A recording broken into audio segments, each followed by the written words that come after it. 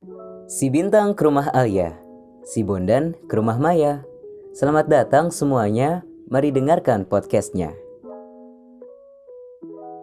Halo hai semuanya, kenalin nama saya Muhammad Raffi Aswina Putra dari Jakarta. Saat ini saya sedang kuliah di Ilmu Politik, FISIP UIN Syarif Hidayatullah Jakarta. Pada podcast kali ini, izinkan saya untuk mengekspresikan opini yang disajikan dengan beragam argumentasi tentang kesehatan mental yang ada di negeri ini. Berharap ini semua bisa menjadi perhatian lebih demi kualitas yang kita nanti. Sebelumnya, gimana kabar teman-teman semua? Baik-baik aja atau masih pura-pura untuk baik-baik aja? Canda pura-pura. Jadi, belakangan ini saya sering banget nih dengar kata-kata hilang untuk healing. Saya yakin kalian yang mendengarkan podcast ini juga pernah mendengarkannya, bukan? Atau malah menjadi pelaku yang mengucapkannya. Fenomena stres berkedok healing ini rasanya sudah sering kali terjadi di negeri ini. Stres karena pelajaran susah masuk di sekolah, stres karena kebanyakan beban pikiran di kantor, bahkan di lingkungan ramah yang bernama keluarga, bisa saja memicu adanya stres yang melatar belakangi adanya fenomena ini. Dan apabila hal ini terus berlangsung dalam skala panjang, maka mental health atau kesehatan mental akan menjadi identitas pada masyarakat kita. Cukup mengerikan, tapi itulah faktanya. Terlebih, pada saat pandemi kemarin, mental health itu sering digaungkan oleh masyarakat kita. Nah, bagi teman-teman yang belum tahu mental health atau kesehatan mental itu bagaimana dan seperti apa, jawabannya sudah dijelaskan oleh WHO. Bahwasanya, kesehatan mental itu ialah kondisi dari kesejahteraan yang disadari individu yang di dalamnya terdapat kemampuan-kemampuan untuk mengelola stres kehidupan yang wajar. Sederhananya ialah, kesehatan mental merupakan kondisi kesehatan psikologis atau batin seseorang yang merasakan ketenangan dan kenyamanan. Teman-teman udah tahu belum? Kalau di masyarakat kita, ternyata banyak loh yang mengalami gangguan mental. Hal ini didasari atas riset kesehatan dasar atau Riskesdas pada tahun 2018 yang menyatakan bahwasanya di masyarakat kita Indonesia ini terdapat lebih dari 19 juta penduduk berusia lebih dari 15 tahun yang mengalami gangguan mental emosional. Dan parahnya lagi ialah lebih dari 12 juta penduduk berusia lebih dari 15 tahun mengalami depresi. Selain data tersebut, berdasarkan Perhimpunan Dokter Spesialis Kedokteran Jiwa Indonesia atau PDSKJI yang melakukan survei kesehatan jiwa yang terjadi pada 2 tahun belakangan ini, yaitu selama pandemi, mereka memeriksa 3 masalah psikologis, diantaranya ialah cemas, depresi, dan trauma psikologis. Hasilnya ialah sebanyak 68% responden mengaku cemas, 67% merasa depresi, dan 77% mengalami trauma psikologis. Dari sekian data yang sudah dijabarkan tadi, hal ini menandakan bahwa kesehatan mental masyarakat kita sedang tidak baik-baik saja, bukan? Dan apabila disimpulkan, ada beberapa gangguan mental yang saat ini masyarakat kita sedang alami. Yang pertama ialah anxiety disorder. Anxiety disorder ini ialah perasaan cemas menetap atau memburuk hingga akhirnya mengganggu aktivitas sehari-hari. Seseorang yang menderita gangguan mental akan merasa gugup dan khawatir secara terus-menerus dan berulang-ulang.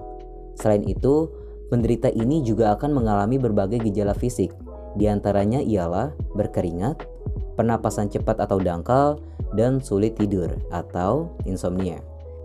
Ayo ngaku, pasti di sini ada yang masih belum bisa berdamai dengan diri sendiri.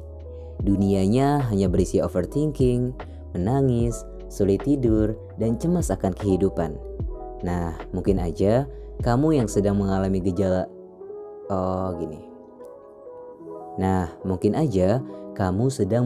gejala anxiety disorder.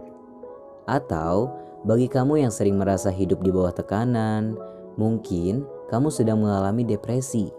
Nah, depresi ini merupakan contoh kedua dari gangguan mental yang masyarakat kita alami. Depresi merupakan gangguan kesehatan mental yang ditandai dengan suasana hati yang terus mengalami tekanan dan kehilangan semangat untuk menjalani aktivitas sehari-hari. Selain itu, Seseorang yang mengalami depresi juga tidak bisa membina hubungan baik dengan lingkungan sekitar. Kondisi ini bisa disebabkan oleh banyak faktor, seperti halnya mengalami kesedihan yang mendalam dan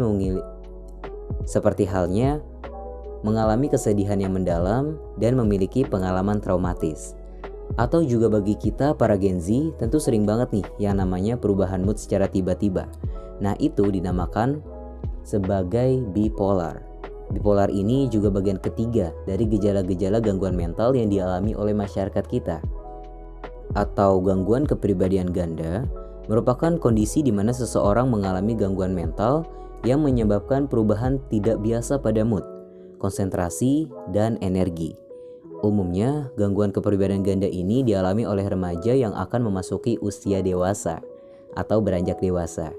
Nah, bagi kamu yang sering banget nih yang merasakan mood swing, mungkin aja kamu sedang mengalami gejala bipolar. Nah, dari ketiga gejala gangguan mental itu yang umumnya masyarakat kita alami, untuk menentukan apakah kita memiliki gejala tersebut, itu nggak bisa diidentifikasi secara sendiri ya, atau self-diagnosis. Perlu adanya psikolog yang bisa bantu kamu untuk berdamai dengan diri kamu sendiri. Bicara mengenai kesehatan mental, kita sebagai Gen Z harus memiliki andil dalam menanggulangi dan meminimalisir permasalahan yang ada di masyarakat kita, terutama di dalam kesehatan mental. Terlebih, Gen Z ini merupakan generasi muda yang memiliki semangat yang tinggi. Sebagaimana Syekh Mustafa Al-Gulaini, rahimahullahu ta'ala anhu, yang mengatakan dalam kitabnya Idotun Nasyi'in bahwasanya syubbanul yahum rijalul god, yang artinya pemuda di hari ini atau Gen Z di hari ini ialah pemimpin di masa yang akan datang. Lantas, bagaimana peranan Gen Z Islam dalam mengatasi masalah kesehatan masyarakat? Jawabannya ialah dimulai dari diri sendiri. Sebagai Gen Z Islam, tentu tidak asing lagi dengan perkataan Nabi yang berkata, "Khairun nas anfa'uhum linnas." Hadis riwayat Ahmad, yang artinya sebaik-baik manusia ialah manusia yang bermanfaat bagi orang lain. Tetapi, sebelum kamu menebar benih kebaikan, untuk meminimalisir angka gangguan mental yang tinggi, alangkah baiknya kita awali dengan diri sendiri. Sebagai Gen Z Islam, setidaknya kita sudah tahu nih, dan sudah bisa berdamai dengan diri kita sendiri, dan tahu bagaimana cara dalam mengatasi gangguan-gangguan mental tersebut.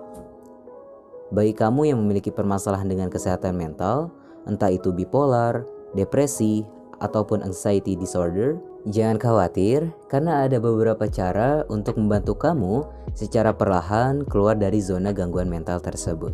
Yang pertama ialah, sebagai Gen Z Islam, kita diharuskan untuk self-love. Jangan pernah kamu berusaha mencintai orang lain, tetapi kamu sendiri belum mencintai diri kamu. Kamu harus yakini diri, sayangi diri, dan syukuri dengan apa yang kamu miliki.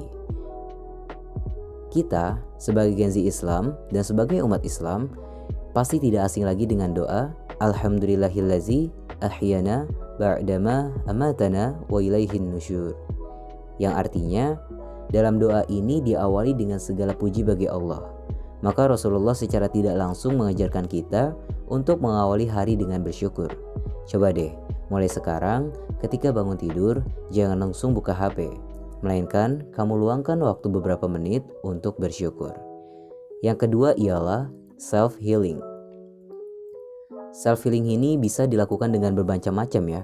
Gak harus keluar rumah mencari tempat yang nyaman sambil menikmati kopi di bawah langit senja, mendengarkan lagu Fiersa Besari, dan membaca puisi Mahatma Gandhi. Self-healing ini bisa kamu lakuin dengan mengeluarkan emosi dari dalam dirimu. Di sini, kamu bisa mencari bantuan dari keluarga atau kamu bisa curhat kepada sahabat dekat kamu. Yang ketiga ialah self-reward. Self-reward ini merupakan penghargaan atas diri kamu yang bisa kamu lakuin dengan menciptakan quality time. Bisa dengan menonton film, mendengarkan musik, melakukan hobi kamu secara rileks, atau bertemu dengan teman-teman lama kamu. Yang terakhir ialah, kalau kamu merasa itu semua belum cukup, maka saya saranin kamu untuk berkonsultasi kepada yang ahli dalam bidang kesehatan mental. Serta, sebagai Gen Z Islam, cara yang paling tepat kalau sudah berusaha dan berikhtiar, lalu kita sempurnakan dengan, ya benar, berdoa dan bertawakal. Jangan lupa untuk berdoa dan bertawakal kepada Allah, karena pada hakikatnya manusia hanya bisa berusaha. Yang nentuin segalanya itu kembali lagi kepada Allah Subhanahu wa Ta'ala. Kesimpulannya ialah, sebagai Gen Z Islam, minimal kita tahu nih cara mengelola emosi kita dan cara menanggulangi gejala-gejala gangguan mental tadi, seperti halnya anxiety disorder, bipolar, dan depresi. Solusi yang Gen Z Islam lakukan ialah kita sebagai Gen Z Islam harus mencintai diri kita sendiri, atau yang biasa disebut dengan self-love. Lalu setelah itu apa? Setelah itu ialah kita harus menyembuhkan diri kita dengan self-healing, dan dilakukan secara berkala, disusul dengan self-reward, serta disempurnakan dengan doa dan juga tawakal. Itulah merupakan beberapa cara yang bisa Gen Z Islam gaungkan serta lakukan demi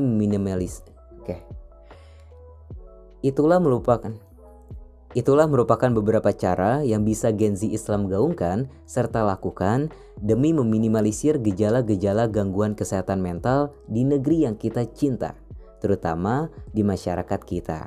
Semoga podcast ini bermanfaat. Saya Raffi pamit undur diri. Jangan lupa bahagia dan salam sehat.